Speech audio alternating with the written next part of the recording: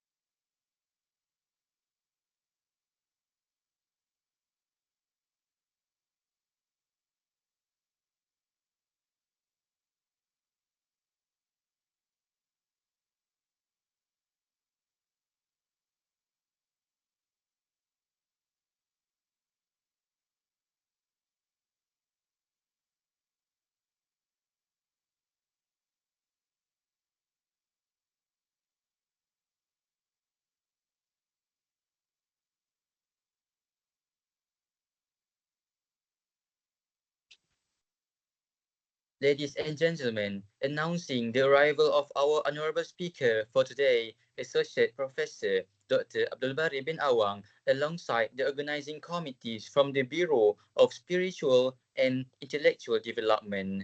A warm welcome to you, Doctor. We are deeply honored by your presence today. Bismillahirrahmanirrahim. Alhamdulillahi Rabbil Alamin. Wassalatu wassalamu ala ashrafil anbiya'i wal mursalin wa ala alihi wa sahbihi ajma'in. The Honorable Speaker, Associate Professor Dr. Abdul Bari bin Awang, respected committees from the Bureau of Spiritual and Intellectual Development, dear brothers and sisters, and valued participants. Assalamualaikum warahmatullahi wabarakatuh, and a very good afternoon to everyone. Welcome to the session titled Online Fiqh Dawrah 2026 Al-Mawarith, organized by the Bureau of Spiritual and Intellectual Development, Secretariat of Fiqh and Usul Fiqh 2526. My name is Ahmad Aqil bin Ahmad Arfat, and I will be serving as your Master of Ceremony for today's intellectual gathering. Dear brothers and sisters, to seek blessings, guidance, and barakah from Allah Azza wa Jal for our gathering today, it is my privilege to invite Brother Muhammad Firdaus bin Muhammad Saleh to lead the recitation of dua. With all due respect, the floor is yours. استغفر الله العظيم استغفر الله العظيم استغفر الله العظيم الذي لا اله الا هو الحي القيوم ونتوب اليه الى حضرة النبي المصطفى رسول الله صلى الله عليه وسلم والى ارواح والدينا ووالديكم والى ارواح المسلمين والمسلمات والمؤمنين والمؤمنات كافة عامة. الفاتحة. أعوذ بالله من الشيطان الرجيم. بسم الله الرحمن الرحيم. الحمد لله رب العالمين الرحمن الرحيم مالك يوم الدين. إياك نعبد وإياك نستعين اهدنا الصراط المستقيم صراط الذين أنعمت عليهم غير المغضوب عليهم ولا الضالين. آمين آمين آمين آمين. بسم الله الرحمن الرحيم. الحمد لله رب العالمين والصلاة والسلام على أشرف الأنبياء والمرسلين وعلى آله وصحبه أجمعين. O Allah, make the days that we've gone through start with your mercy, continue with your blessings, and end with your forgiveness. Also make the days that we go through filled with guidance and end with the victory of excellence. Ya Rahmanu Ya Rahim. O Allah, we seek your divine blessings upon this webinar titled Online Fiqh Daurah 2026. May it be a source of guidance, tranquility, and barakah for all who attend. Ya Dhal Jalali wal Ikram, O Allah, guide us to work together in realizing our shared vision, assist us in overcoming challenges and achieving success, and bless our efforts in serving humanity. Please bless us with your tawfiq and al-hidayah. Guide our team at IIUM to greatness, peace, glory, and prosperity in this world and then the hereafter. Make us responsible intellectuals. Grant us valuable knowledge that will be beneficial to mankind in order to gain your maradatillah.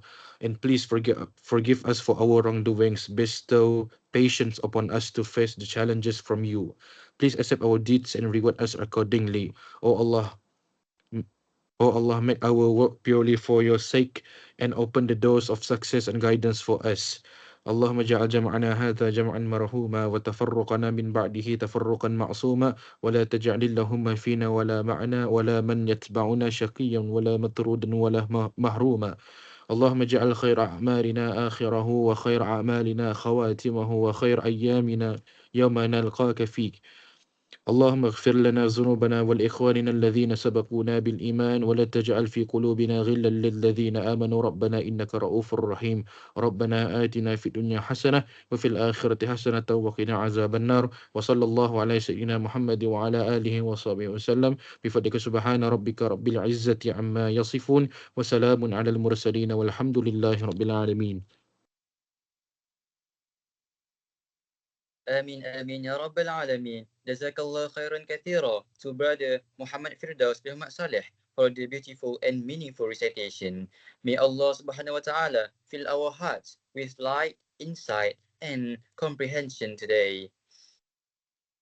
Dear audience, moving on to our main agenda today, which is the core presentation on topic Al-Mawarith. Al-Mawarith is a fundamental branch of Islamic jurisprudence that deals with the distribution of inheritance according to Islamic law. To dissect this topic, we are highly privileged to have with as an esteemed expert, Associate Professor Dr. Abdul Bari bin Awang. Without further ado, please open your hearts and minds and join me in welcoming Associate Professor Dr. Abdul Bari bin Awang to deliver his presentation. With great pleasure, Doctor, the visual floor is yours. Bismillahirrahmanirrahim. Assalamualaikum warahmatullahi ta'ala wabarakatuh. Assalamualaikum warahmatullahi wabarakatuh. Waalaikumsalam warahmatullahi wabarakatuh. Alhamdulillahi rabbil alamin. Wassalatu wassalamu ala ashrafil anbiya wal mursalin wa ala alihi wa ashabihi ajma'in. Rabbi syrah li sadri wa yassir li amri wahlul 'uqdatam min lisani yafqahu qawli. Allahumma zidna ilma warzuqna fahma. Pertamanya saya nak ucap tahniah kepada Sofi, yang menggerakkan online Fiqh Daurah 2026. Terima kasih kepada pengurusi majlis dan semua peserta yang ada dalam program online Fiqh Daurah pada hari ini. Saya minta pengurusi majlis share yang saya tulis tu.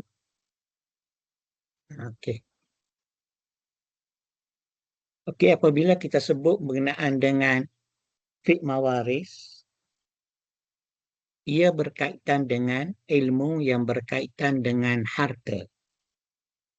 Apabila sebut aja faraid, terbayang di dalam minda kita, di dalam fikiran kita, ilmu yang berkaitan dengan faraid selepas berlakunya kematian.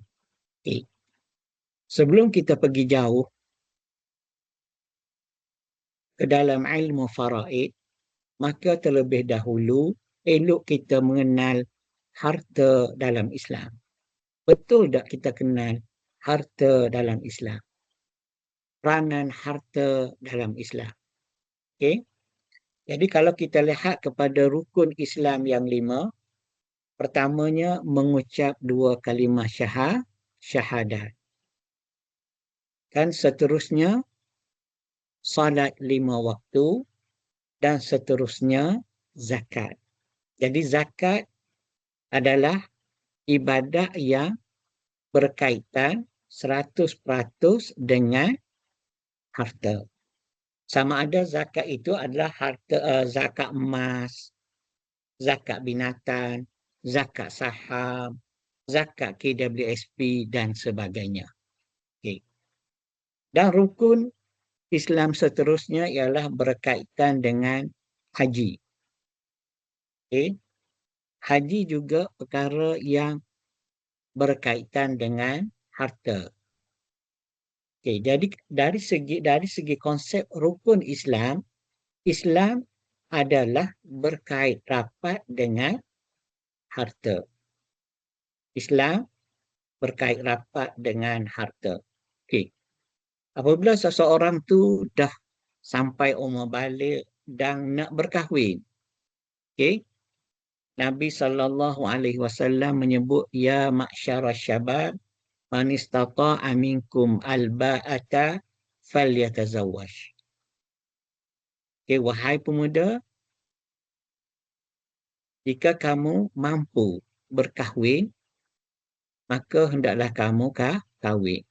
Kemampuan itu dilihat dari sudut pertamanya menyediakan mas kahwin dan seterusnya menunaikan tanggungjawab sebagai pemberi nafkah. Itu yang biasa kita dengar berkenaan dengan harta dari satu sudut. Dari satu sudut yang lain, okay, kalau kita melihat kepada firman Allah Subhanahu wa taala ba'da bismillahirrahmanirrahim, innal ladzina ya'kuluna amwalal yatama zulman innama ya'kuluna fi butunihim nara wa sayaslawna sa'ira. Maksudnya, sesungguhnya orang yang memakan harta anak-anak yatim secara zalim, sebenarnya mereka itu hanyalah menelan api ke dalam perut mereka dan mereka pula akan masuk ke dalam api neraka yang menyala-nyala. Okay, dari sudut ilmu usul fiqh, okay, apabila adanya perkataan zulman, perkara itu menunjukkan bahawa perkara yang haram dan terlarang. Apa yang dilarang atau terlarang ialah memakan harta anak-anak yatim. Kerana ia satu kezaliman. Okay. Kemudian bukan setakat ianya satu kezaliman, di akhirat nanti dia akan menelan ke dalam perut mereka api. Dan akan masuk ke dalam api neraka yang menyala-nyala. Okay. Dalam ayat ini memberi gambaran kepada kita, menjelaskan kepada kita, ialah memakan harta anak yatim itu adalah satu kezaliman dan menyebabkan seseorang itu dihumbang ke dalam api neraka di akhirat kelak. Okay. Perkataan yatama, okay, kalau kita melihat kepada apa yang berlaku di zaman Arab Jahiliyah, di zaman Arab Jahiliyah ialah konsep mereka dalam memberikan tagihan harta pusaka, dalam membahagikan harta pusaka, mereka hanya membenarkan orang yang layak mendapat harta pusaka ialah mereka-mereka yang boleh berperang, boleh mempertahankan kabilah mereka. Ini bermakna orang yang wanita dan anak-anak kecil tak berhak mendapat harta pusaka. Pertama. Yang kedua, apabila berlaku kematian di dalam pada zaman Nabi SAW, anak yatim dipinggirkan daripada mendapat harta pusaka. Okay? Anak-anak yatim dipinggirkan, tidak diberi hak sebagai pewaris walaupun yang matinya adalah ayahnya. Okay. Jadi ini nak memberi gambaran kepada kita apabila perkara itu membabitkan harta, kita perlu berhati-hati, terutamanya anak-anak yatim yang pada pandangan mata kasar kita adalah golongan yang lemah. Kita nampak pada mata kasar kita adalah golongan yang lemah, tetapi Allah Subhanahu Wa Taala menjelaskan dengan sejelas-jelasnya bahawa anak yatim berhak untuk mendapat harta pusaka setelah ayah dan ibunya meninggal dan mereka di dalam keadaan masih kecil. Bahkan dalam Islam, tidak ada beza antara anak yatim atau anak tidak yatim. Apabila berlaku kematian, anak berhak mendapat harta pusaka. Itu kita renung berkenaan dengan surah An-Nisa ayat yang ke-10. Okey. Ayat ini penting untuk kita fahami kerana kegagalan kita menunaikan hak, memberi hak kepada pewaris menyebabkan kita memakan harta anak yatim dan dicampak ke neraka Allah di akhirat nanti. Itu ayat yang pertama. Kita pergi pula kepada ayat yang kedua. Ya ayyuhallazina amanu la ta'kulu amwalakum bainakum bil batil illa an takuna tijaratan an taradin minkum wa la taqtulu anfusakum innallaha kana bikum rahima wa man yaf'al zalika udwanan wa zulman fasawfa nuslihi nara wa kana zalika 'ala Allahi yasira. Kalau kita lihat kepada maksud ayat ini, wahai orang-orang yang beriman, janganlah kamu makan atau guna harta-harta kamu sesama kamu dengan jalan yang salah, tipu, judi dan sebagainya, kecuali dengan jalan perniagaan yang dilakukan secara suka sama suka di antara kamu. Dan janganlah kamu berbunuh-bunuhan sesama sendiri, sesungguhnya Allah sentiasa mengasihani kamu. Dan sesiapa yang berbuat demikian dengan menceroboh dan anaya, maka kami akan masukkan dia ke dalam api neraka. Dan balasan yang sedemikian itu adalah mudah bagi Allah, tidak ada siapa yang dapat menghalangnya. Okey. Kalau kita tengok pada permulaan ayat, ya ayyuhallazina amanu la ta'kulu. La itu adalah berbentuk larangan. La ta'kulu, jangan makan. La guna berbentuk larangan. Dalam ilmu usul fiqh, an-nahyu yufidut tahrim. An-nahyu yufidut tahrim. Larangan itu boleh membawa kepada hukum haram. Okey. Okey, kenapa ayat la ta'kulu merupakan larangan yang membawa kepada haram? Kerana ayat yang ke-30 daripada surah An-Nisa menyatakan وَمَنْ يَفْعَلْ ذَلِكَ عُدْوَانًا وَظُلْمًا فَسَوْفَ نُصْلِيهِ نَارًا. Sesiapa yang berbuat demikian dengan menceroboh dan membuat inaya, maka kami akan masukkan dia ke dalam api neraka. Okey. Lagi sekali kat sini Allah Subhanahu Wa Taala menceritakan kepada kita kegagalan kita mencari harta yang halal atau kegagalan kita dalam menguruskan agihan faraid mengikut hukum syarak. Bila berlaku kematian, dia boleh membawa kepada udwanan. Okey, dianggap sebagai menceroboh dan zalim. Maka sudah pasti orang yang melakukan kezaliman, orang yang melakukan penganiayaan, maka mereka akan dimasukkan ke dalam api neraka di akhirat kelak. Okey. Kemudian kita pergi kepada ayat seterusnya. Okey. Allah Subhanahu wa taala berfirman, okey, ini kita biasa baca dalam surah Zalzalah, iza zulzilatil ardu zilzalaha. Okey, iza zulzilatil ardu zilzalaha. Di akhir ayat menyebut faman ya'mal mithqala dzarratin khairan yarah wa man yaf'al mithqala dzarratin syarran yarah. Sesiapa yang berbuat kebaikan sebesar zarah, seberat zarah, nescaya akan dilihatnya dalam surat amalnya. Dan sesiapa yang berbuat kejahatan sebesar zarah, nescaya akan dilihatnya. Okey, apa yang dia lakukan. Okey, apa kaitannya ayat ini dengan ilmu faraid? Kegagalan kita, menyelesaikan hukum faraid, pembahagian berasaskan kepada faraid, menyebabkan akan berlaku ulang tayang di akhirat nanti.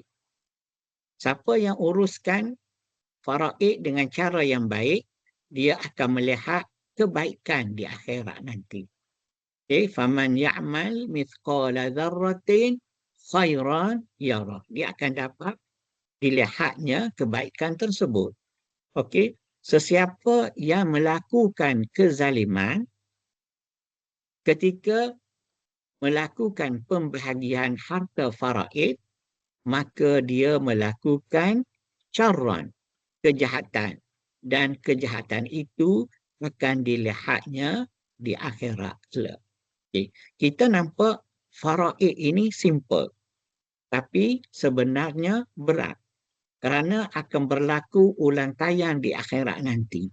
Sama ada kita buat itu perkara yang baik, iaitu mengikut hukum syarak, ataupun kita membahagikan faraid yang menyebabkan berlakunya kezaliman, iaitulah orang yang sepatutnya berhak dapat tetapi tidak dapat. Maka perkara-perkara ini akan diulang tayang pada hari akhirat nanti. Okay, kerana itu ilmu faraid amat penting dipelajari. Okay. Next slide.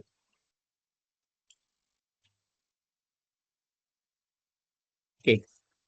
Ini siapa yang baca kitab hadis 40, benda ni akan menjadi hadis yang ke-6. Pegangan hadis yang ke-6 dalam kitab hadis 40 Imam Nawawi.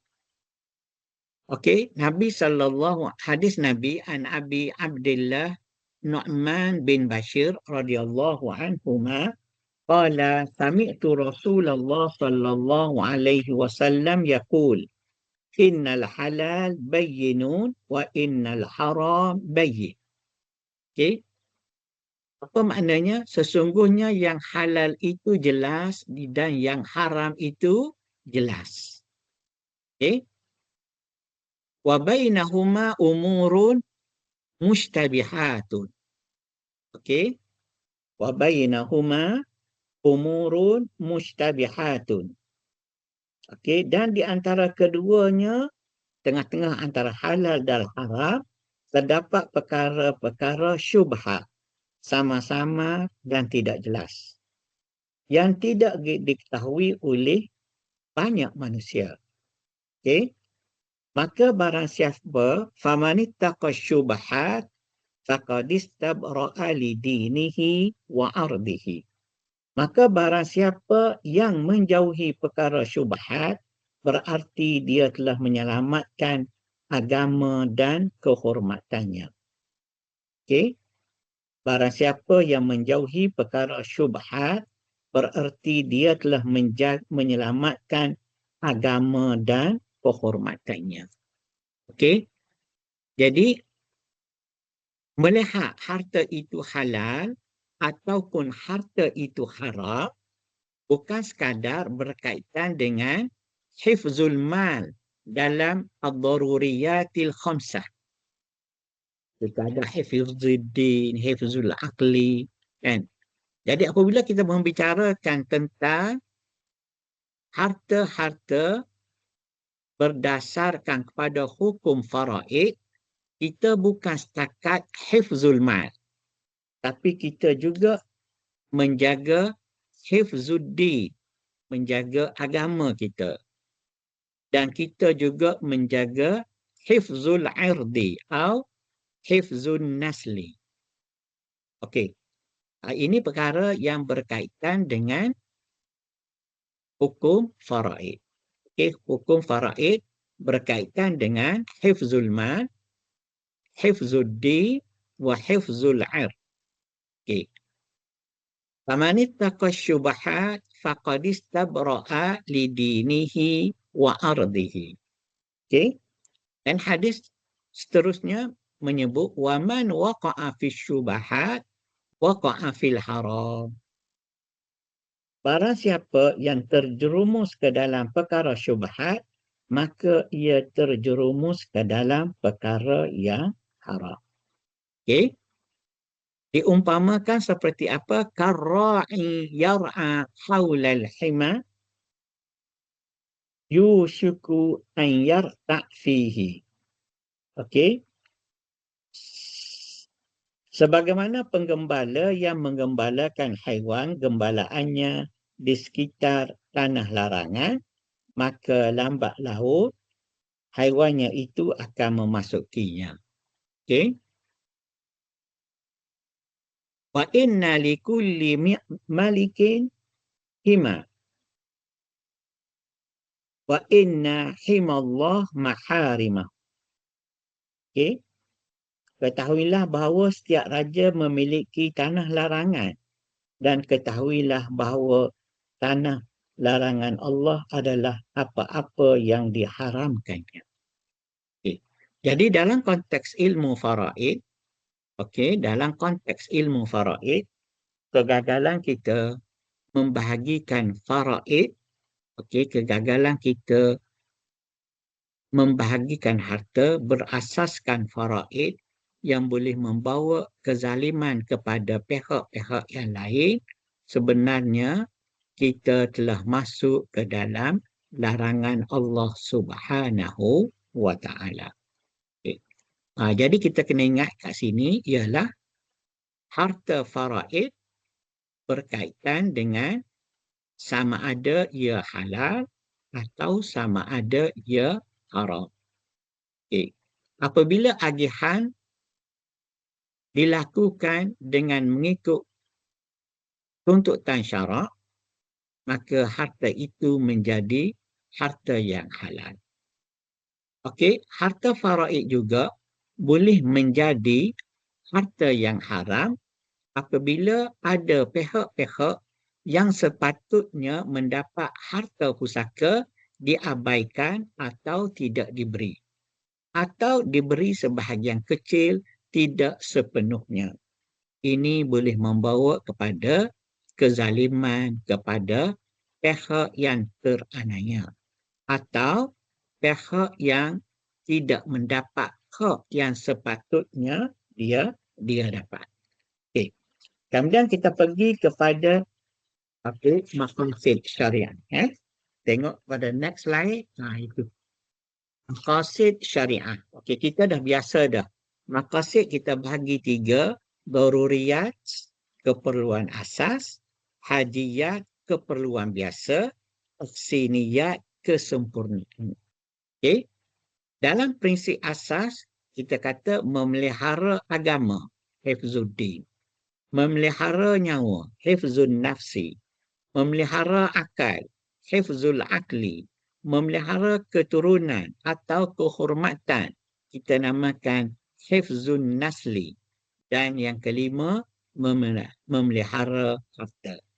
Antara 5 prinsip qawaid fikhi daruriyat al-khamsah ini, apabila kita melihatnya kepada harta pusaka, maka para ulama meletakkan penjagaan kehormatan diri, iaitu prinsip hifzun nasli, menjaga keturunan, dan hifzul ardi, menjaga marwah dan kehormatan diri. Jadi kalau kita lihat kepada 5 ni, kita hukum faraid berkaitan dengan disebabkan dia harta, dia berkaitan dengan hifzul mal. Okey? Dan dia juga berkait rapat dengan hifzuddin. Kenapa dia berkait rapat dengan hifzuddin? Orang yang penghayatan agamanya betul dan benar, dia tidak akan sekali-kali memakan harta yang haram. Okey. Kemudian kita tengok juga dalam ilmu faraid ini, dia berkait rapat dengan hifzun nasli, iaitulah memelihara keturunan, kehormatan. Okey, setengah ulama memasukkan juga makna an-nasli ini ialah hifzul ardi, iaitu menjaga maruah dan kehormatan diri. Apa kaitannya harta faraid dengan menjaga keturunan, menjaga maruah dan kehormatan sendiri? Bila benda ni akan berlaku? Okey, benda ini akan berlaku. Cuba kita tengok kepada hadis di bawah tu, an Fatimah binti Qais. Anna Amr bin Auf talaqahal battah. Okey, Fatimah bin Qais telah diceraikan oleh suaminya Abu Amr. Okey, lalu Nabi berpesan kepada Fatimah, "Faiza halalti fa'azinini." Kata apa? Kalau iddah tu telah habis, maka jumpa Rasulullah sallallahu alaihi wasallam. Kenapa nak jumpa Rasulullah sallallahu alaihi wasallam?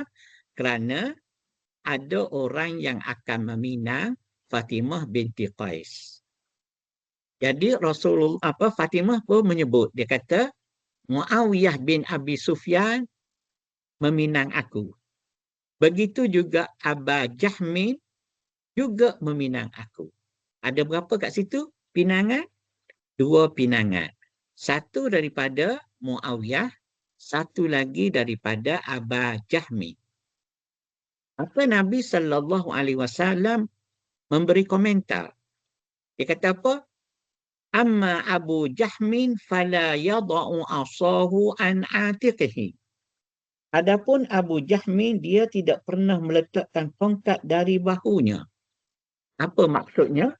Maksudnya Abu Jahmin orang yang suka memukul isteri. Silap sikit pukul. Itu lambang kepada tongkat dari bahunya.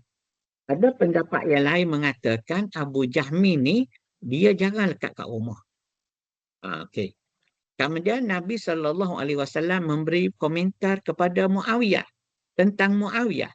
Wa amma Muawiyatun fasa'lukun la mala lahu. Dia kata Muawiyah ni pula seorang yang miskin dan tidak berharta. Okey. Maka Rasulullah SAW mencadangkan ankihi Usamah bin Zaid. Kawinlah dengan Usamah bin Zaid. Apa yang saya nak cerita berkenaan dengan hadis ini ialah, okey, kegagalan kita menguruskan harta faraid boleh membawa kepada maruah dan kehormatan serta keturunan kita tercemar. Okey.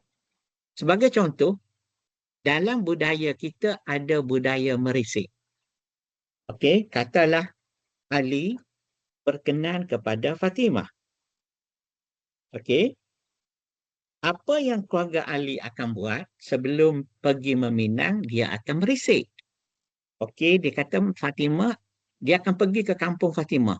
Dia akan pergi kepada orang-orang yang boleh dipercayai. Mungkin tu imam ke orang yang dipercayai. Maka dia akan bertanya perihal Fatimah. Fatimah ni siapa? Katanya ni, Fatimah ni anak kepada Ibrahim. Okey. Dari sudut Fatimah dah bagus dah. Student UIA, ambil ilmu wahyu, Quran Sunnah, fiqh usul fiqh. Tapi boleh tak kami nak tahu siapa ayahnya? Okey. Ayahnya Ibrahim. Okey, bagaimana keadaan ayahnya? Orang yang baik ke orang yang tak baik? Maka imam tadi akan menjawab, oh Ibrahim ni masjid kena tinggal 5 waktu. Tapi, yang tapi tu. Tapi, dalam menguruskan harta pusaka, dia anak sulung, dia ambil semua harta pusaka. Dia ambil semua harta pusaka. Adik-beradik dia yang lain, 1 sen pun dia tak bagi. Berdosa ke tak cerita macam tu? Dalam kategori ini, tidak berdosa. Seperti yang Rasulullah sallallahu alaihi wasallam ceritakan perihal Muawiyah dan Abu Jahmi. Okey. Jadi apabila cerita itu keluar dari sudut maqasidnya, dia boleh mengguris kemuliaan keturunan seseorang. Oh, dia tu bagus. Ibrahim tu bagus. Okey, faraid dia semua, ahli keluarga dia yang dapat harta faraid, semuanya dapat. Jadi kita kena ingat, apabila kegagalan kita membahagikan harta mengikut apa yang sepatutnya, ini yang akan berlaku. Okey, peristiwa ni akan berulang kalau dia ada anak yang kedua nama Maryam. Dari kampung lain pula. Okey, Yusuf ni ada berminat dengan Maryam. Katanya Mak Yusuf, nanti dulu kita kena pergi risik dulu. Budaya kita ada budaya merisik. Kita nak tahu siapa ayah dia, siapa family dia. Maka benda itu akan berulang. Okey. Jadi apabila keluarga Yusuf ni pergi, siapa Ibrahim ni? Oh, Ibrahim ni dari segi masjidnya bagus. Solat 5 waktu berjemaah tak tinggal. Tapi, yang tapi tu. Tapi apa? Dia ni masalah harta, dia tak jaga sebaiknya mengikut hukum syarak. Jadi kita kena berhati-hati ya. Apabila kita belajar faraid, sebenarnya kita nak menjaga integriti keluarga kita. Kalau kita belajar faraid ni apa? Sebenarnya kita nak menjaga integriti, kemuliaan dan kehormatan keturunan kita. Okey, sebab apa? Sebab tagihan ini berlaku sekali. Tapi peristiwa ini akan diulang. Okey, diulang. Okey, sebagai contoh, okey, Ibrahim ni ada anak lelaki, namanya Amran. Okey, namanya Amran. Amran berminat dengan seorang perempuan bernama Ruqayyah. Apa yang akan berlaku? Keluarga Ruqayyah juga akan merisik siapa Amran ni. Okey. Jadi peristiwa itu akan berulang-ulang sebab agihan harta pusaka berkaitan dengan hifzul mal, jaga harta, orang yang berhak dapat, orang yang tak berhak tak dapat. Hifzuddin, bermakna hifzuddin, orang yang penghayatan agamanya tinggi, dia tak akan makan harta orang. Kemudian dia ada hifzul nasli atau hifzu al-ard. Okey. Jadi kita kena berhati-hati. Okey. Sekarang kita pergi kepada next. Okey, kalau ada nak tanya boleh tanya.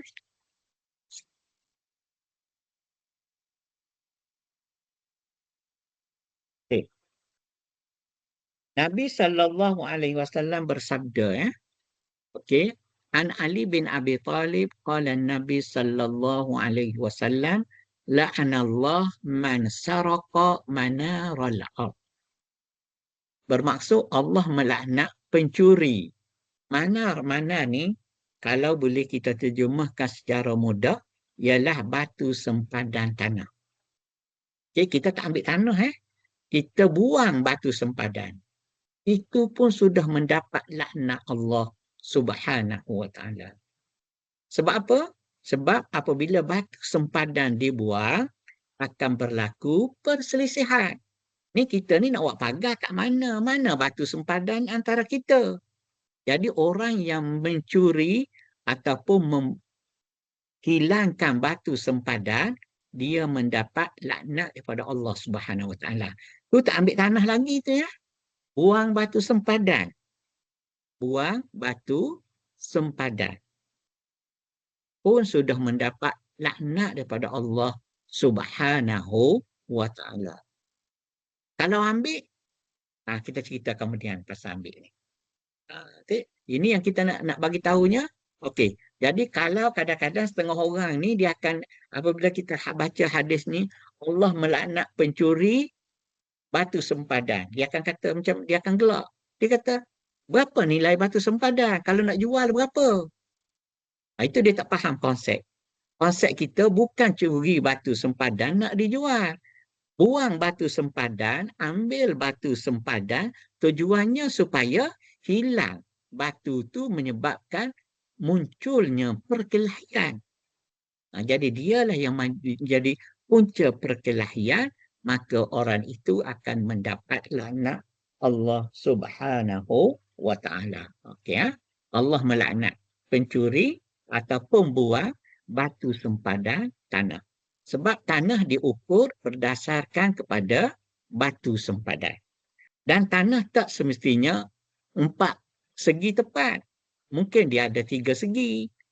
Mungkin dia ada 4 segi, yang depan tu kecil, memanjang. Jadi itu semua memerlukan kepada kepakaran juruko.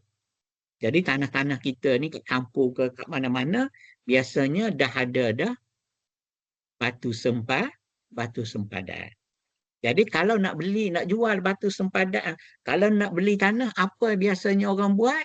Orang akan ukur dulu. Kat mana batu sempadan tu? Itu adalah batu sempadan.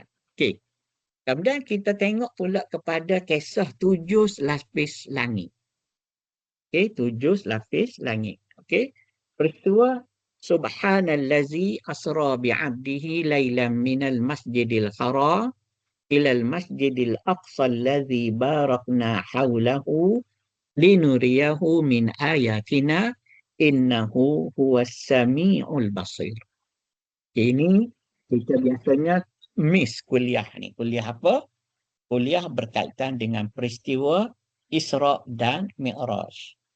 Okay, kalau kita pergi dengar ceramah Isra' dan Mi'raj, dia akan kata, Nabi naik ke langit pertama, siapa Nabi jumpa? Nabi Adam alaihissalam. Naik ke langit kedua, Nabi jumpa siapa? Nabi jumpa Nabi Isa dan Nabi Yahya. Naik langit ketiga, jumpa siapa? Nabi Yusuf. Naik langit keempat, jumpa siapa? Nabi Idris. Kelima, Nabi Harun. Keenam, Nabi Musa. Yang Nabi Musa ni lah. Nabi Musa suruh negotiate daripada 50 waktu menjadi 5 waktu. Dan Nabi yang terakhir ialah Nabi Ibrahim alaihissalam, iaitu sedang bersandar di Baitul Ma'mur. Baitul Ma'mur ni diumpamakan seperti Kaabah di bumi. Pernah tak kita dengar 7 lapisan bumi? Itu soalan. Kita biasa dengar 7 lapisan langit. Soalannya, pernah tak kita dengar 7 lapisan bumi?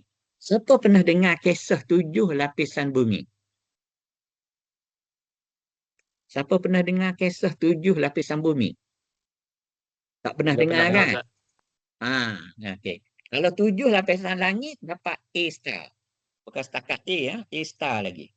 Boleh jawab. Siapa. Tapi kalau taja 7 lapisan bumi, tak semua orang boleh jawab. Bahkan, inilah kali pertama saya mendengar 7 lapisan bumi. Okey. 7 lapisan bumi ni, dia berkaitan dengan seorang Nabi sallallahu alaihi wasallam. 7 tu dengan salah seorang sahabat Nabi sallallahu alaihi wasallam. Ini pula, sahabat ni pula bukan calon-calon orang. Sahabat ini ialah sahabat yang dijamin syurga oleh Nabi sallallahu alaihi wasallam. Ini kisah 7 lapisan bumi ni, dia ada dalam kisah siapa? Sa'id bin Zaid. Kalau kita tengok pada hadis Nabi sallallahu alaihi wasallam, asyaratun fil jannah. ada 10 yang dijamin masuk syurga. Okey, bukan 10 orang ni aja Yang lain pun masuk juga. Cuma kita sebut 10 dijamin syurga sebab Nabi sebut asyaratun fil jannah. Siapa? Abu Bakar, Umar, Osman, Ali, Talha, Zubair, Abdul Rahman bin Auf, Sa'ad bin Abi Waqqas dan Sa'id bin Zaid. Dan akhir sekali Abu Ubaidah Al-Jarrah. Okey. Apa kisah berkaitan dengan Zaid bin Sa'id yang merupakan salah seorang sahabat Nabi ni? Okey. Dia kata Arwah bintu Arwah Arwah ni seorang perempuan. Binta Uwais. Okey. Seorang perempuan bernama Arwah binti Uwais idda'at ala Sa'id bin Zaid. Dia buat tuduhan. Macam mana? Dia kata annahu akhaza syai'an min ardiha. Okey, dia kata Sa'id bin Zaid ni telah mengambil tanah dia. Ambil apa? Ambil tanah dia.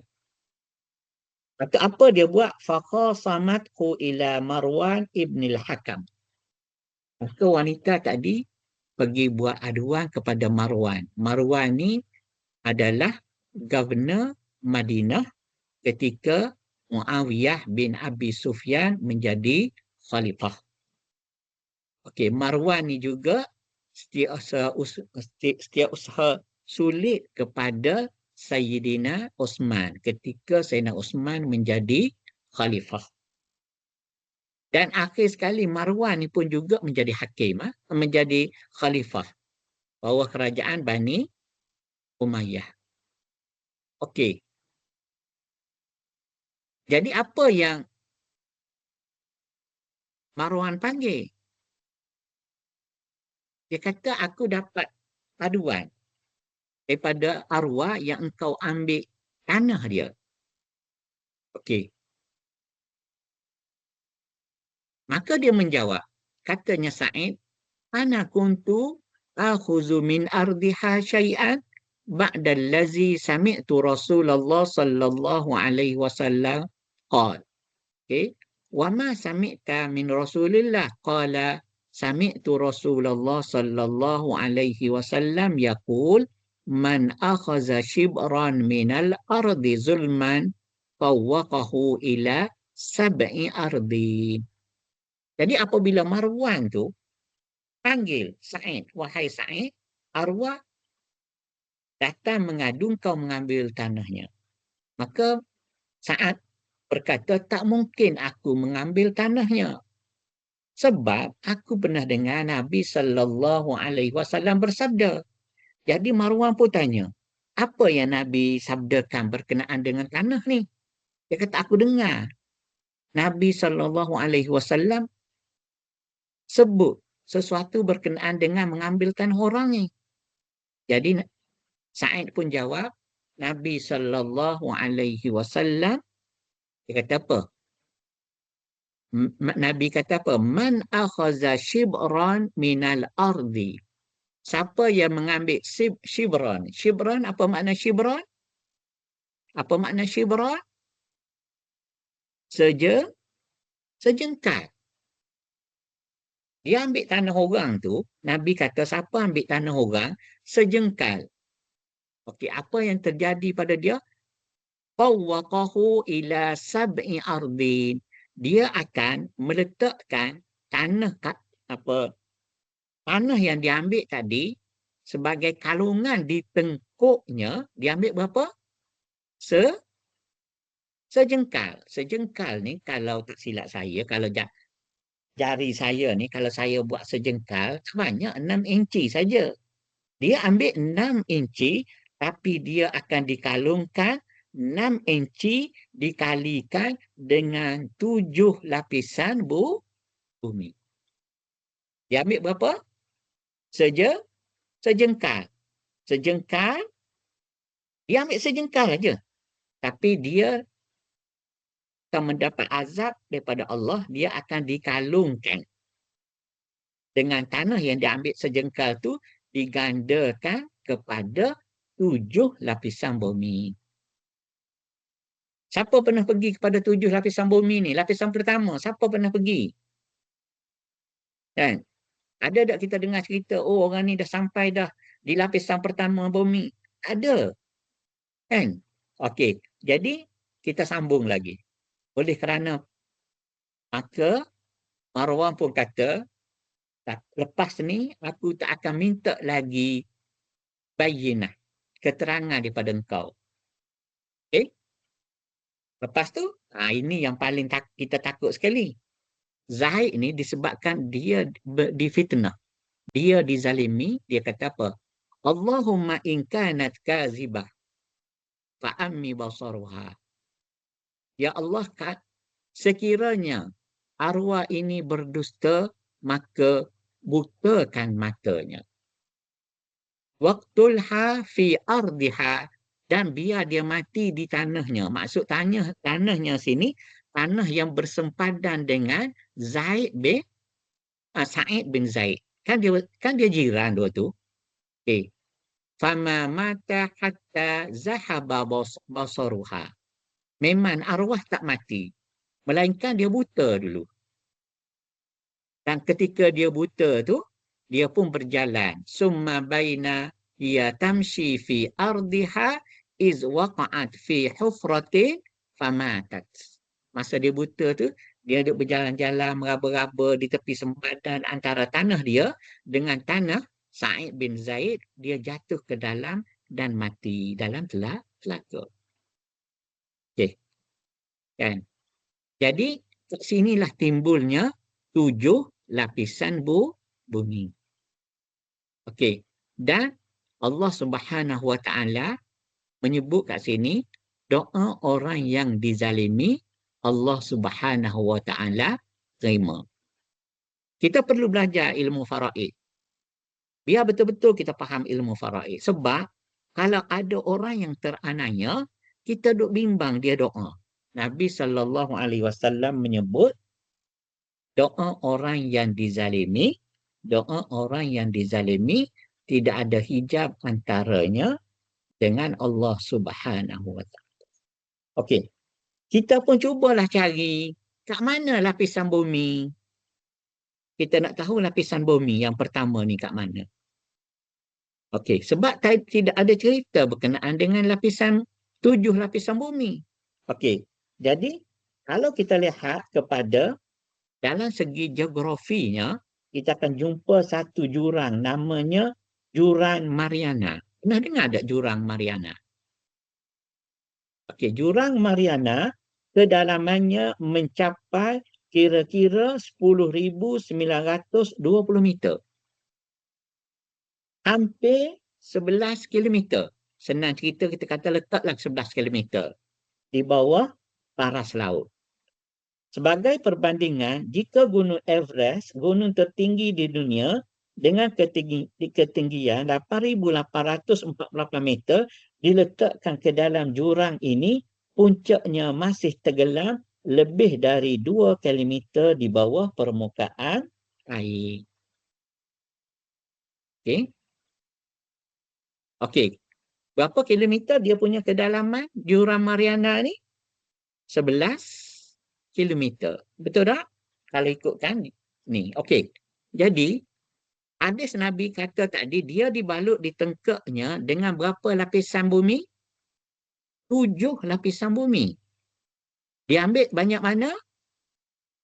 Sejengkal. Okey. Sejengkal kali 11 kilometer. Kali berapa lapis? 7 kilometer.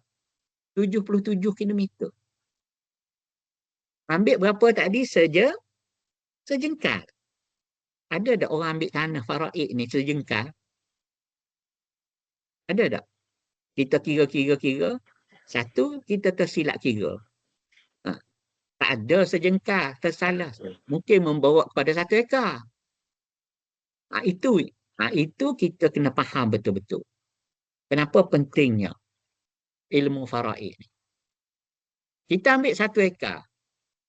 1 ekar kita kena kali dengan 77 kilometer. 1 ekar kali 77 kilometer. Siapa yang pakai matematik tambah? Okey. Itu adalah peringatan yang Allah Subhanahu Wa Taala bagikan pada kita. Apa dia? Kena perlu berhati-hati dengan tanah. Sejengkal sahaja dah kena kali dah dengan 7 petala bumi.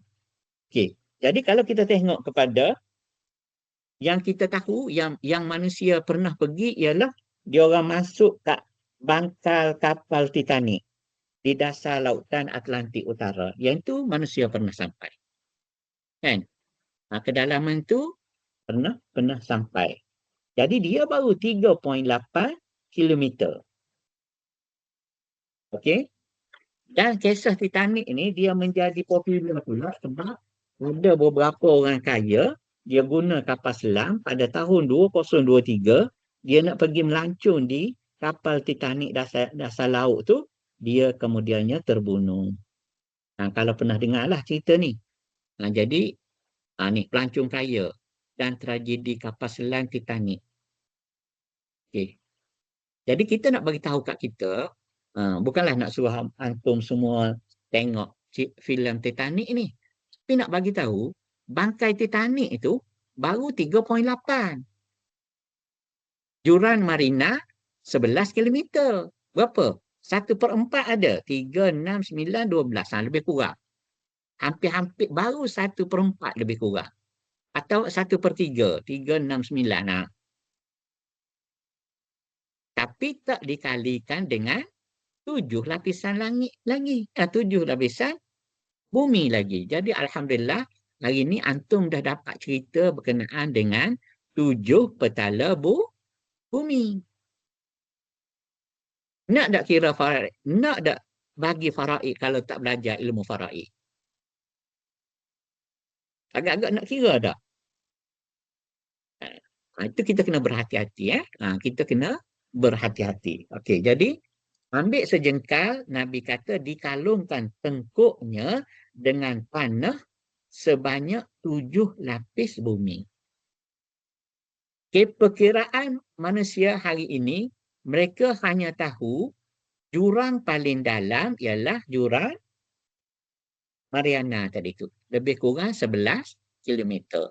Jadi kalau kita buat andaian, itu 11 kilometer lapisan pertama, kita ada 7 lapisan kali dengan 7, 77 kilometer. Daripada UIA ke KLIA berapa kilometer? Jauh ke tak jauh dia punya kilometer tu. Itulah ditanggung. Benda ni bukan perkara, benda ni berlaku di zaman sahabat Nabi. Dia buat tuduhan. Dia tak ambil harta, dia buat tuduhan aja.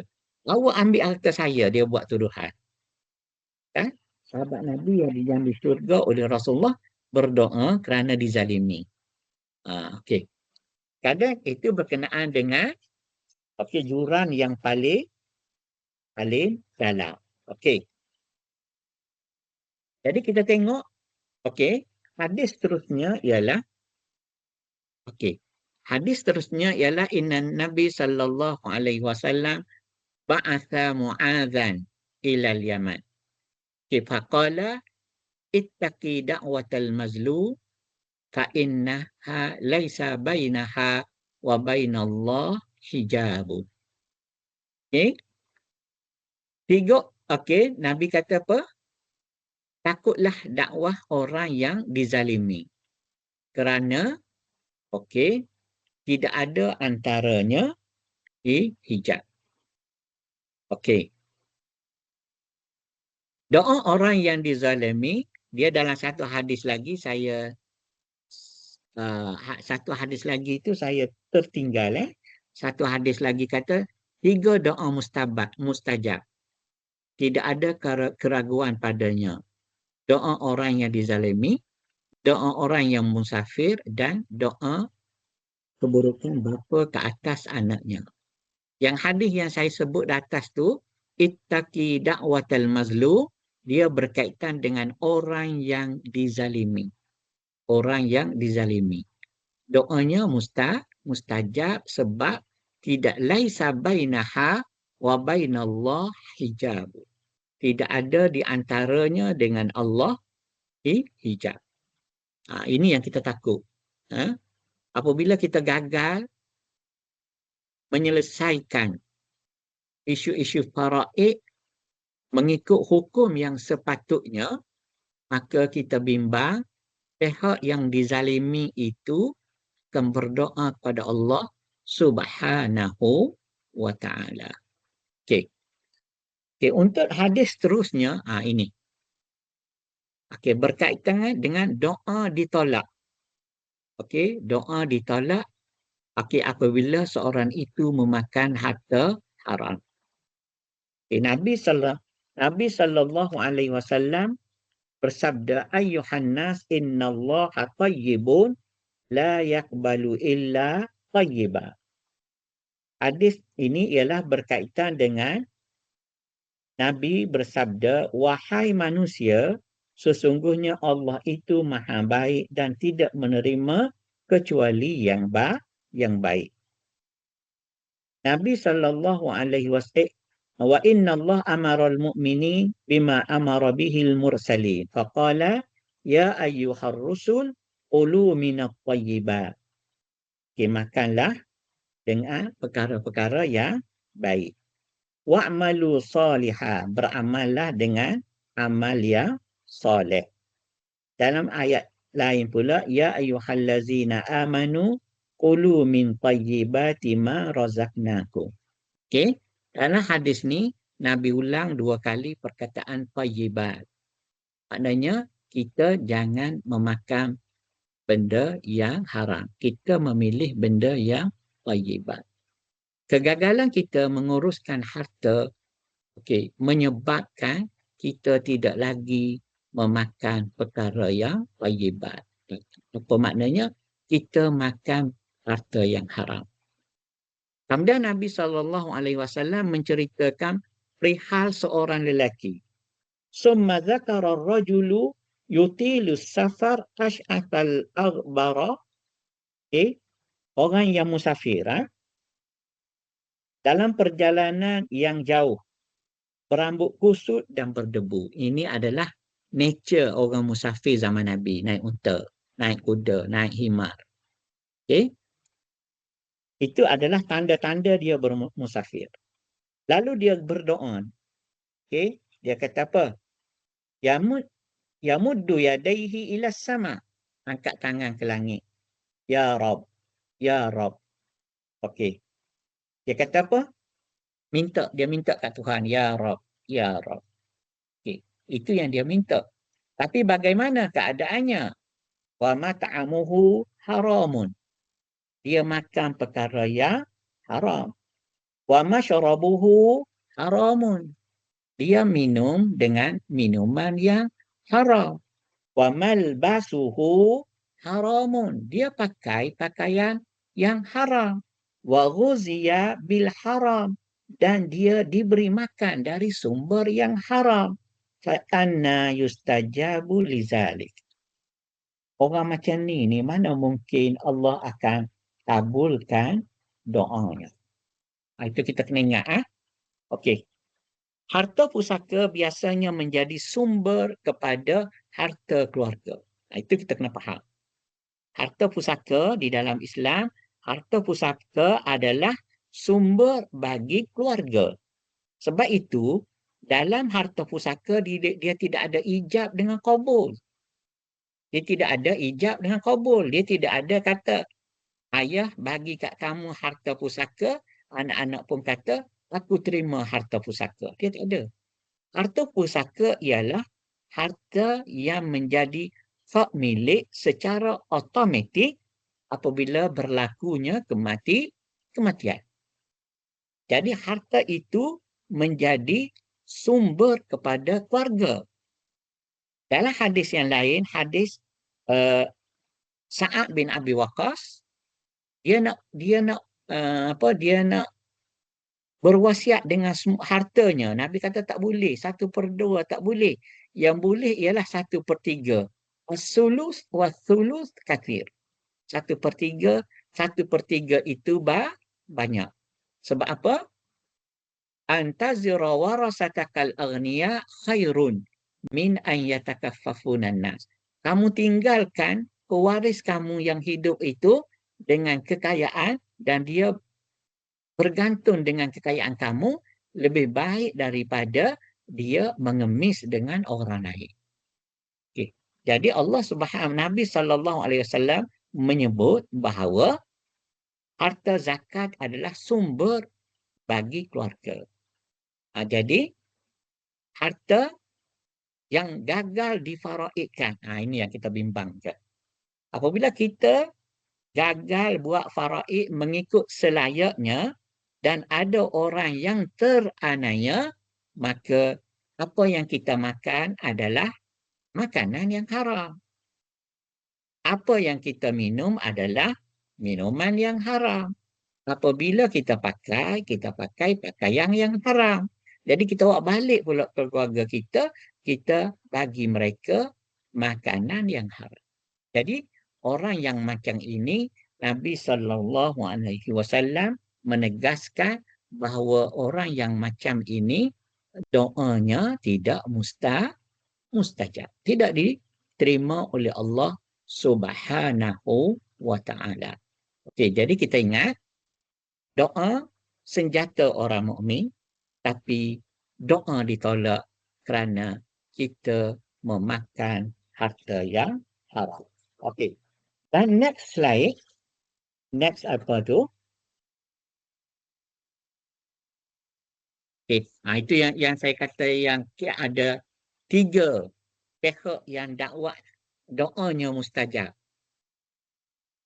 Doa ayah, doa orang musafir, doa orang yang dizalimi. Kan? Tadi kenapa doa orang musafir tadi sepatutnya dia mustajab, tapi ditolak. Sebab apa? Makanan dari sumber yang haram, minuman daripada sumber yang haram. Walaupun dia musafir, doanya tidak diterima. Okey. Dan yang terakhir sekali ialah hadis Nabi SAW, daging yang tumbuh dari sumber yang haram menjadi bahan api neraka. Menjadi bahan bakar api neraka. La yadkhulul jannata lahm. Okey. La yadkhulul jannata lahmun nabata min suhtin an-naru aula bihi. Okey. Maknanya daging yang tumbuh daripada sumber yang haram, dia akan menjadi bahan api neraka. Ini adalah antara perkara-perkara yang berkaitan dengan ayat Al-Quran. Okey, dah 112 dah. Okey, sebelum saya buat ulang kaji balik, nak suruh ingat, saya bagi peluang ada apa yang bertanya. Okey, konsep saya macam ni. Kita cuba buat bertulis macam ni supaya menjadi pegangan. Saya tak nak saya mengajar ini, esok awak dah lupa dah. Awak tengok balik. Nota yang saya dah bagi tu, kalau ada nak tambah, boleh maklumkan saya. Oh, saya nak tambah kat situ macam ni, boleh tak? Kat sini macam ni, boleh tak? Ini garis panduan lah kalau nak tulis berkenaan dengan harta dalam Islam ni, dia ada 120 muka surat. Kalau nak cerita pasal anak yatim, ada seorang student tu buat master dengan saya, 140 muka surat jaga anak yatim. Jadi yang ni saya ambil, yang saya rasa perlu kita fahami supaya masyarakat kita sedar. Apabila cerita pasal faraid, kena berhati-hati. Okey. Saya rasa ya. Okey, ada apa nak? Kalau kita bawa dalam ceramah atau kuliah kita kat surau masjid kan, bila menyentuh bab faraid, biasanya pengalaman ustaz, sebab perkara yang macam ni yang kita kena bawa dulu Ustaz sebelum kita bawa pada teknikal. Kadang-kadang faraid ni teknikal kan, kira dan sebagainya kan, tapi pada-pada Ustaz bila bawa kuliah tu bagaimana yang sesuai untuk masyarakat kita? Ana biasanya yang pengalaman Ana buat bengkel sebab faraid ni dia nak ngajar antara maghrib dengan isyak tu dia tak sesuai. Sebab nak kira tu susah. Kan? Okey, jadi Ana prefer kalau kita buat seminar sebagai contoh kita orang pernah Ana 2 minggu lepas buat seminar dengan veteran, Persatuan Veteran. Okey, Persatuan Veteran lah. Jadi kita buat bengkel 1 hari ataupun kalau orang apa yang biasanya yang veteran ni dia kata kami setakat 3 jam aja kami boleh dengar. Jadi kita orang buat 2 hari. Okey, slot 1 apa cakna faraid 1 kita buat 2 hari. Lepas tu 2 hari pula kita akan buat cakna faraid 2. Dia faraid ni dia tak boleh buat sekaligus. Okey, 1. Yang kedua, kita kena cerita pasal harta ni. Sebab faraid itu berkaitan dengan maksad hifzul mal. Takkan kita nak cerita pasal hifzul mal ni nak cerita pasal bagi tu. Kita kena tahu dia ni layak ke tak layak nak terima. Kita datang terus bagi. Memang dia layak terima. Tapi dia tak bagi tahu ada seorang lagi pewaris lain yang dia tak masuk. Perasan tak? Yang tu yang kita takut. Kita bukan main 1/2, 1/3, 1/4, 1/6, 1/8. Tapi kalau ahli waris tu, dia sembunyikan seorang. Bukan sejengkal tanah yang dia makan. Sepatutnya 3 beradik kan. Dia bagi 2 beradik aja. Kan?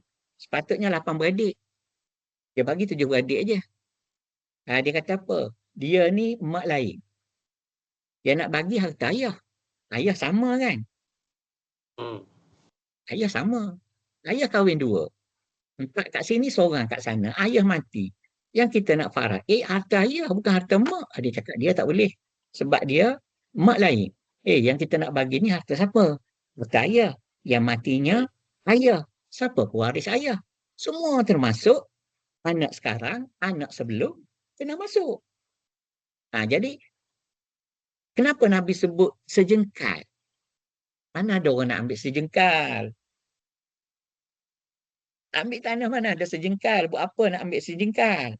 Tapi Nabi kata kau nampak sejengkal tu sikit, tapi di sisi Tuhan benda tu berat. Kita nampaklah sejengkal. 6 inci. Seperti yang saya cakap tadilah.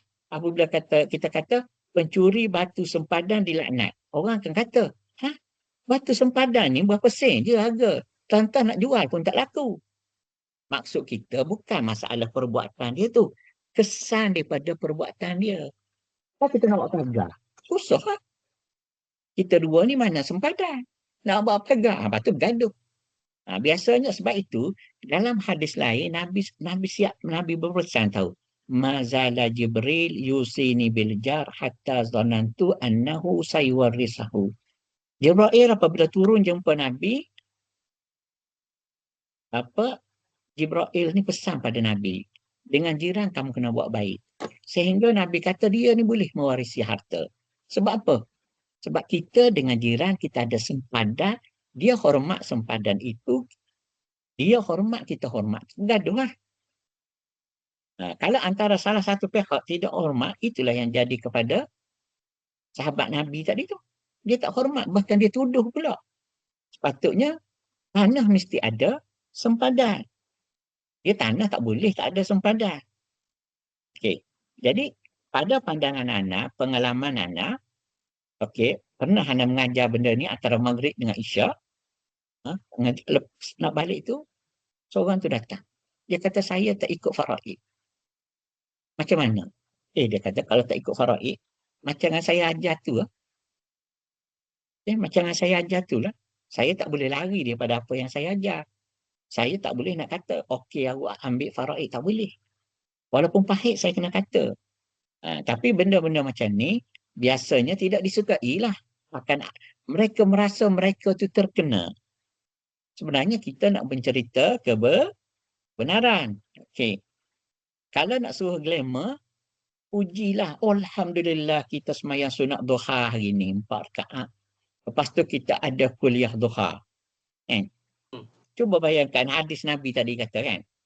Semaya sunat duha ada doa tak?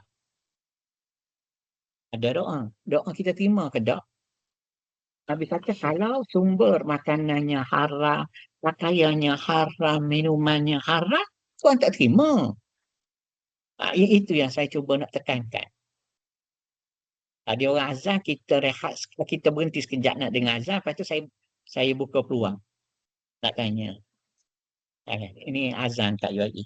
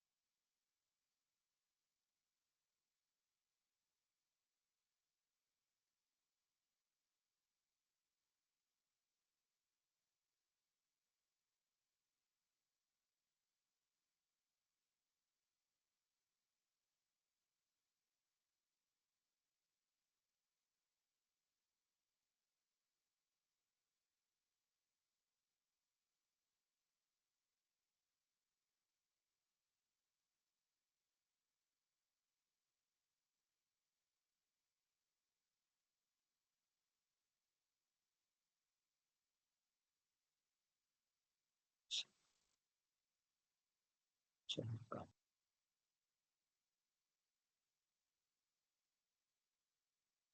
berbalik pada persoalan tadi, bagi Ana memang orang apa orang kata tak kenal maka tak cinta. Jadi kita kena berkenalan dulu dengan harta. Betul-betul tak kita kenal harta ni. Dan kita kena jujur lah. Sebab tersilap bahagi boleh membawa kepada kezaliman. Okey. Ada apa lagi?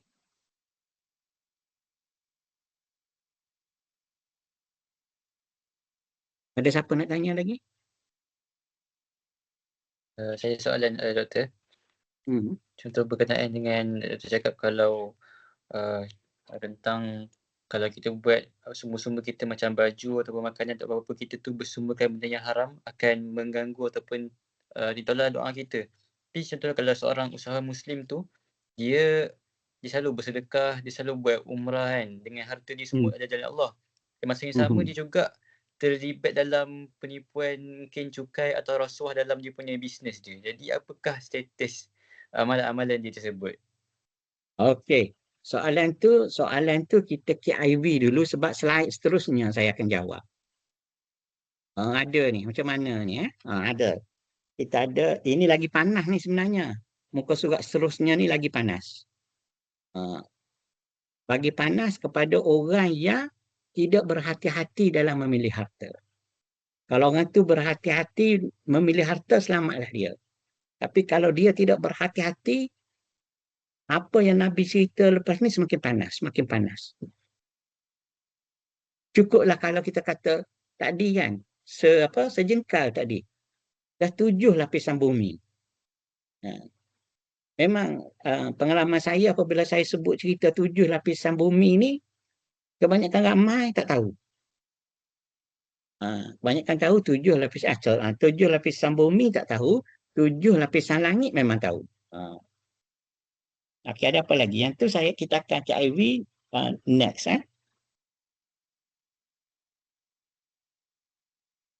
Ustaz. Assalamualaikum warahmatullahi. Dari segi macam tadi hadis yang tentang mencuri, maknanya batu sepadan tu. Kalau konteks negara kita lah kan, tanah-tanah kat kampung, kadang-kadang yang tak diuruskan atau tidak dibuat pengurusan faraid. Kadang-kadang ada tanah tu memang tak di batu sepadan, tak dibuat sempadan. Kan? Jadi macam mana kes-kes macam tu Ustaz? Maknanya dari segi sebab tak diurus kan, pusaka tu tak diurus. Jadi tak dibuat apa-apa batu sepadan dan dibuatlah bangunan ke, dibuat apa ke kan. Okey, berdasarkan pengalaman saya, okey, dia tanah-tanah di kampung kita tu banyak nama. Satu geran banyak nama. Tapi biasanya dia orang tu dah faham dah. Tagihan antara kedua-dua. Katalah dia beli sebidang tanah 5 orang. Jadi dia sepakat dah 5 ni kita pecah 4. Kita tanah ni kita pecah 5. Jadi biasanya dia akan panggil juruku tu ukur. Ini sempadan lama, ini sempadan baru. Okey. Kalau benda tu tak berlaku, sempadan lama ada, sempadan baru ada, jadi nasihat saya, kalau nak beli jangan beli sebab tak tahu tanah awak kat mana. Faham tak? Orang datang nak jual tanah, kena tanya. Soalan pertama, kena tanya ialah kat mana batu sempadan. Kalau kita ada harta faraid, tanah, kita kena tahu batu sempadan kita kat mana. Atau paling tidak, kita tahu tanah ni 3 ekar, kita letak nama kita 5 beradik. Maknanya, tanah ni kita akan bagi 5 satu hari nanti. Kalau beli, bagi 5 lah kalau semua lelaki. Faham tak? Kita kena buat macam tu. Sebab dalam faraid, kita boleh nilai harta. Okey, kita boleh nilai harta. Okey. Tanah ada 1 ekar, adik-beradik ada 8. Boleh tak kita runding? Runding-runding kita kata apa? Saya Abang Sulung, saya nak beli tanah ni, kita cari harga semasa.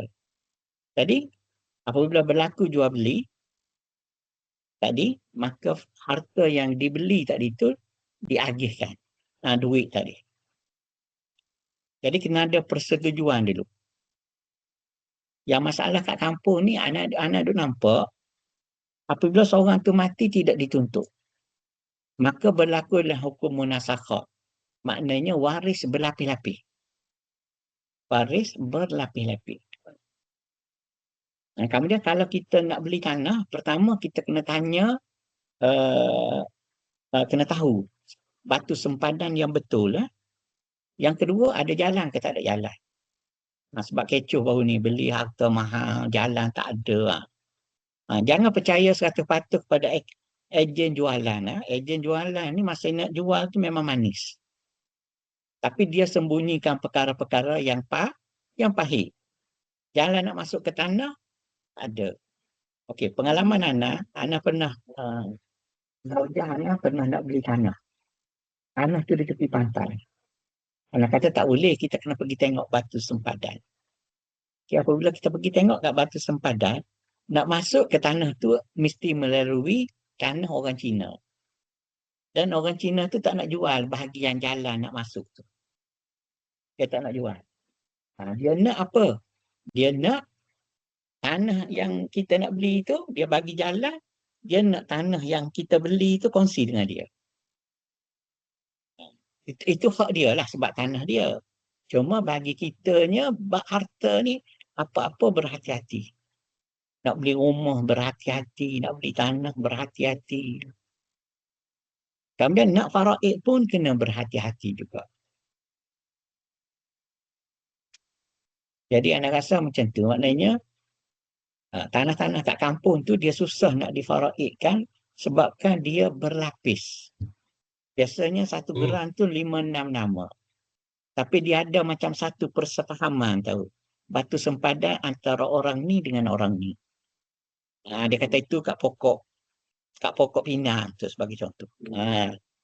Tapi yang sebenarnya seelok-eloknya yang terbaik kena pergi dapatkan pertolongan juru ukur yang bertauliah. Jadi kalau juru ukur yang bertauliah tu datang tengok, oh dapur awak masuk tanah orang. Maknanya kita sudah dianggap sebagai menceroboh dah lah. Apa yang perlu kita buat? Kena bagilah hak orang tu. Jadi yang terbaik untuk faraid tanah, pertama kita kena ada juru ukur. Yang kedua, kita kena ada penilai aset. Okey, ambil contoh. Satu keluarga datang KL sebagai peneroka bandar. Dia dapat beli rumah 3 bilik.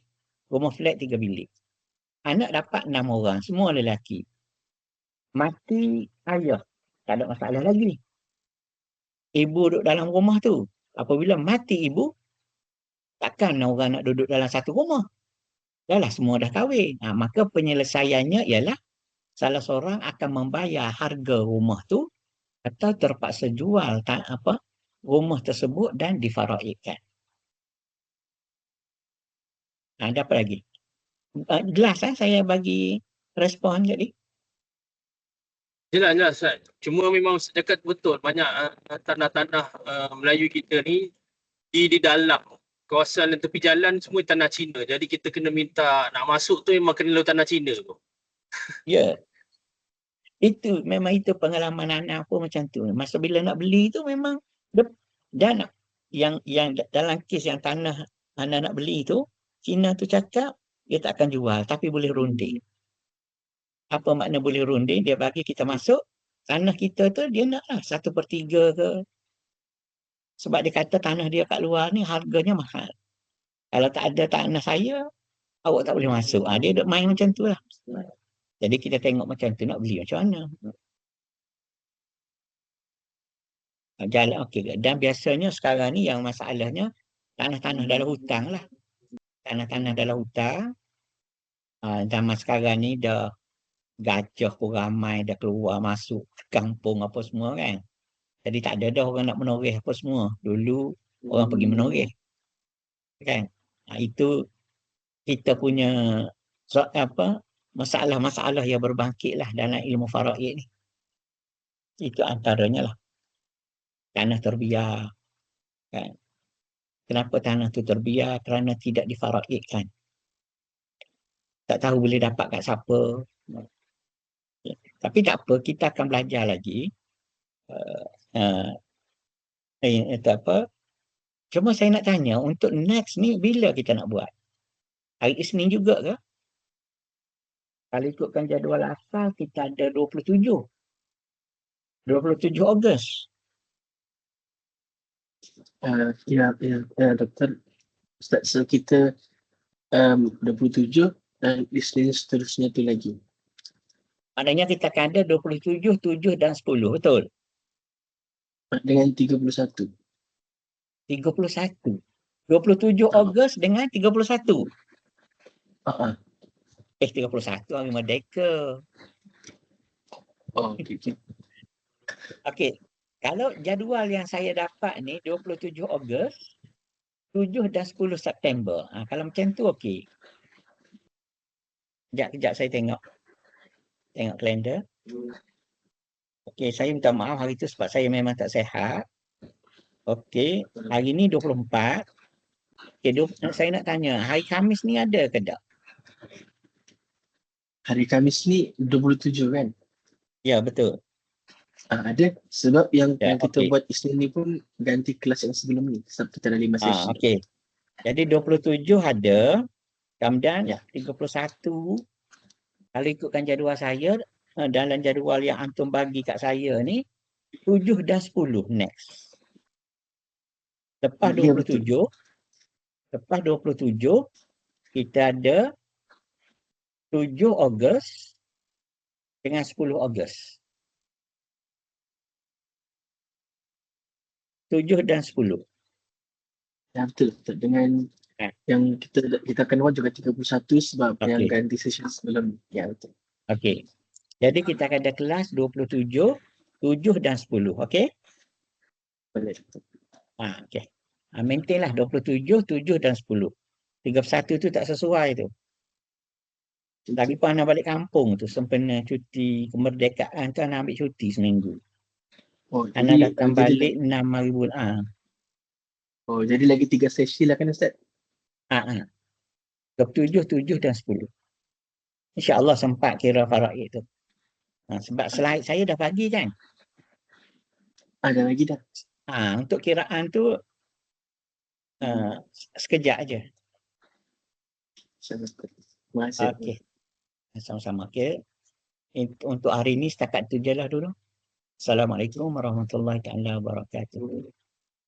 Ustaz. Waalaikumsalam warahmatullahi wabarakatuh.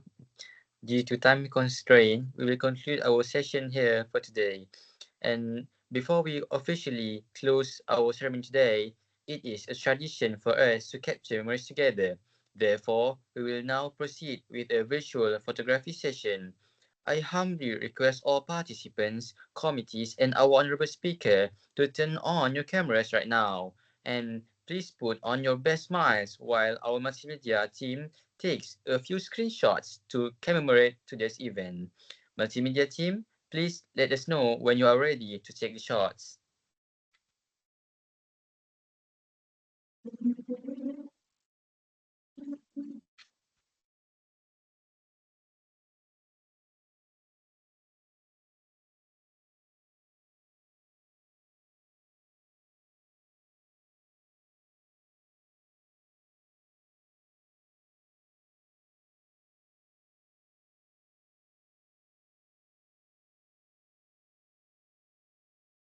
Okey. InsyaAllah semua ready Okey, boleh. InsyaAllah dalam kiraan. 1, 2, 3. Okey, boleh senyum lagi. Kiraan 1, 2, 3. Okey. 1, 2, 3. Nice. 1, 2. Tidur. Okay, thank you. That's all. All right. Thank you, Brother Rabil, for the photography session. And a gentle reminder to all participants to please scan the feedback and evaluation QR code displayed on the screen, or click the link provided by the committees in the chat box. Your feedback is highly appreciated for our future program improvements and for your attendance records. Thank you very much.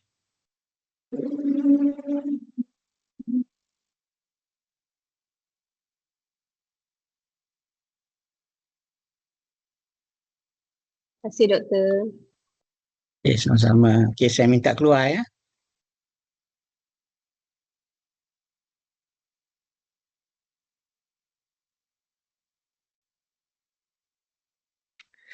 Okay, ladies and gentlemen, brothers and sisters, our session for today has officially come to an end.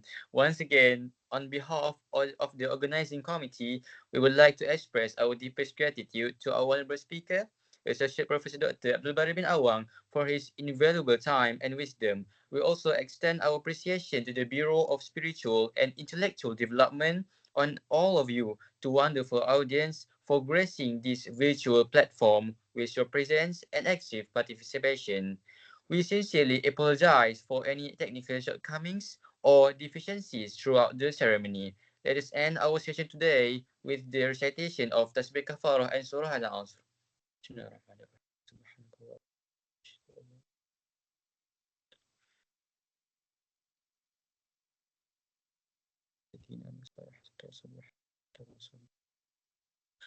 Thank you very much for your kind participation. We look forward to welcoming everyone again in the next session. Have a blessed afternoon ahead, and you may now leave the virtual meeting room. Wabillahi taufiq wal hidayah. Wassalamualaikum warahmatullahi wabarakatuh. Thank you. Waalaikumsalam warahmatullahi wabarakatuh. Assalamualaikum.